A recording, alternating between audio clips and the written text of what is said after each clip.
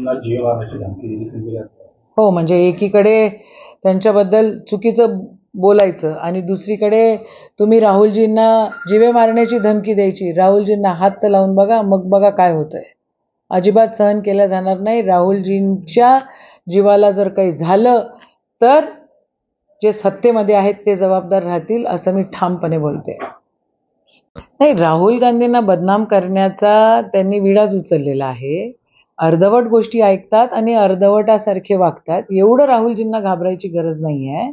पूर्ण वाक्य आपण ऐकलं पाहिजे आणि पूर्ण वाक्यामध्ये असं त्यांनी म्हटलेलं आहे की ज्या दिवशी समानता येईल त्या दिवशीचा विषय आपण करू. पण भाजपवाल्यांना समानता आणायची नाहीये. मग या सगळ्या गोष्टी करण्याचा उगाच कशासाठी? मागच्या वेळेला असं स्टेटमेंट काहीतरी केलं होतं आलूचं आणि सोन्याचं, तेही पूर्ण वाक्य सांगितलेलं नाही. आजही पूर्ण वाक्य सांगत नाहीये. हे अशा गोष्टी करून चालत नाही. तुम्ही या देशातले आहे, राहुलजी पण या देशातले आहेत. राहुलजी एका